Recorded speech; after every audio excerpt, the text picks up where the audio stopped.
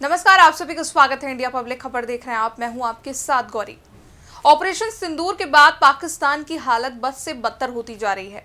वो अपनी आंतरिक समस्याओं के अलावा एक साथ कई समस्याओं से जूझ रहा है।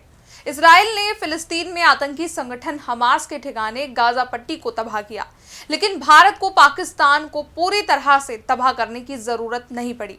ऑपरेशन सिंदूर के बाद से पाकिस्तान के हालात बहुत तेजी से बदल रहे हैं। उसकी स्थिति गाजा पट्टी से ज्यादा खराब और दयनीय होने वाली है।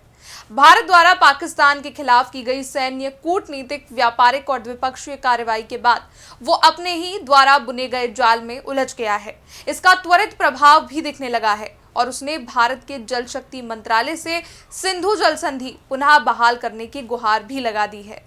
वो दिन दूर नहीं है जब पाकिस्तान भूख और प्यास से चिल्लाता हुआ आएगा और भारत के साथ मित्रवत व्यवहार करने की कस्में खाएगा। लेकिन प्रश्न ये है कि क्या पाकिस्तान के घड़ियाली आंसुओं पर भारत को कभी भी भरोसा करना चाहिए? क्या भारत को सिंधु जल संधि को बहाल करने पर पुनर्विचार करना चाहिए? क्या भारत को पाकिस्तान के कब्जे वाले कश्मीर को वापस लिए बिना किसी भी तरह की रियायत देनी चाहिए? पाकिस्तान पूरी तरह से अविश्वसनीय, विश्वासघाती और अमानवीय प्रकृति का देश है। उसे पाकिस्तान की जगह आतंकिस्तान कहना बेहतर है। पाकिस्तान की हालत गाजा पट्टी से बदतर क्यों हो जाएगी, इसके कई कारण हैं। ऑपरेशन सिंदूर ने पाकिस्तान को धूल चटाने के पहले भारत में पाकिस्तान पर सिंधु जल संधि निलंबन, वीजा रोक, हवाई व्यापार बंदी जैसे 5 बड़े प्रतिबंध लागू किए थे। दोनों देशों के बीच संघर्ष विराम के बावजूद ये प्रतिबंध लागू है। वास्तविकता यह है कि भारत के इस संधि से अलग होने पर पाकिस्तान की 80% कृषि भूमि को पानी नहीं मिल रहा है। पाकिस्तान की बेचैनी अभी और बढ़ने वाली है, इसलिए आगे भी भारत को इन्हें प्रतिबंध को लागू रखना चाहिए। पाकिस्तान ने ऑपरेशन सिंदूर के जवाब में चीन निर्मित विमान JF-17 और PL-15 मिसाइल का इस्तेमाल किया। उनको भारतीय वायुसेना ने धाराशायी कर दिया। इसके चलते वैश्विक समुदाय के समक्ष चीन के सैन्य साजो सामान की घटिया गुणवत्ता का एक्सपोजर हो गया है। इससे पाकिस्तान के साथ ही चीन को भी अंतर्राष्ट्रीय बाजार में कड़ी चुनौतियों का सामना करना पड़ेगा और जो चीन विश्व के गरीब देशों को हथियार बेच सकता था, उस मोर्चे पर चीन को भी काफी निराशा हाथ लगी है। भारत के पहलगाम में आतंकी हमला, ऑपरेशन सिंदूर पर पलटवार करने के बाद हर मोर्चे पर मुंह खाने के बाद पाकिस्तान का झूठ वैश्विक समुदाय के समक्ष आ चुका है। इसके अलावा ऑपरेशन सिंदूर में मारे गए आतंकियों के जनाजे में पाकिस्तानी की सेना का मौजूद होना और आतंकवादियों के ताबूतों को पाकिस्तान के झंडे में लपेटे जाने के बाद पूरी दुनिया को पता चल गया है कि आतंकियों को पालने पोसने वाला देश पाकिस्तान है।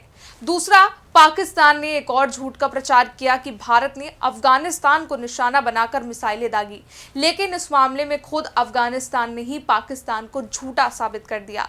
पाकिस्तान इस वक्त भीषण आर्थिक संकट के दौर से गुजर रहा है। हैरानी की बात यह है कि इस वक्त पाकिस्तान पर करीब 21.6 लाख करोड़ रुपए का सार्वजनिक कर्ज है।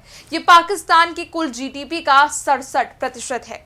वहां पर महंगाई 7वें आसमान पर है। वहां पर बहुत बड़ी आबादी भुखमरी का शिकार है। पाकिस्तान की जनता ने भारत से गलत तरीके से युद्ध करने पर वहां की सरकार से हिसाब भी मांगना शुरू कर दिया है। पाकिस्तान का एक प्रांत बलूचिस्तान, जो पाकिस्तान के जुल्मों से आग की ज्वाला में धधक रहा है, वहां की बलूचिस्तान लिबरेशन आर्मी ने पाकिस्तान की फौज पर हमला कर उसे खदेड़ दिया है। भारत और पाकिस्तान के बीच तनाव और संघर्ष के दरमियान भी BLA ने पाकिस्तान की आर्मी पर कई बार हमले किए। बलूच नेता मीर यार ने तो ये तक ऐलान कर दिया था कि बलूचिस्तान पाकिस्तान का हिस्सा नहीं है, अब वो आज़ाद है। उन्होंने इसमें भारत सरकार से भी मदद की अपील की है। पाकिस्तान का विश्वासघाती और बहरूपिया चरित्र सभी के सामने आ चुका है। वास्तविकता यह है कि गाजा पट्टी से हमास आतंकी समूह का सफाया करने के लिए इजरायल को उस पर लगातार बम बरसाकर और वहां की बिजली आपूर्ति बाधित करनी पड़ी। हालांकि अब पाकिस्तान को बर्बाद करने के लिए हिंदुस्तान को इतनी कोशिश तो नहीं करनी पड़ेगी, क्योंकि पाकिस्तान ने अपने चाल चरित्र से अपने देश की जनता के साथ विश्व समुदाय के विश्वास को भी खो दिया है, लेकिन फिर भी वो चालाकियों और मौका मिलते ही घात लगाने से बाज नहीं आने वाला। इसलिए भारत सरकार ने तीनों सेनाओं को हर स्थितियों से निपटने के लिए अलर्ट पर रखा है।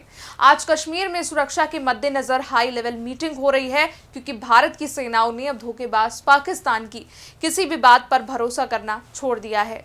मोदी सरकार ने विश्व समुदाय से पाकिस्तान को अलग थलग करने का जो खाका तैयार किया है, वो निश्चित रूप से समय के साथ रंग लाएगा और वो दिन दूर नहीं कि पाकिस्तान अपनी वादा खिलाफी, धोखेबाजी, चालबाजी, धूर्तता और आतंकवाद को पालने पोसने अपने ही देश के अंदर वहां के सूफी, शियाओं, बलूचों, अफगानों पे जुल्मो सितम करते रहने के कारण अपने आप समाप्त होने की कगार पर पहुंच जाएगा।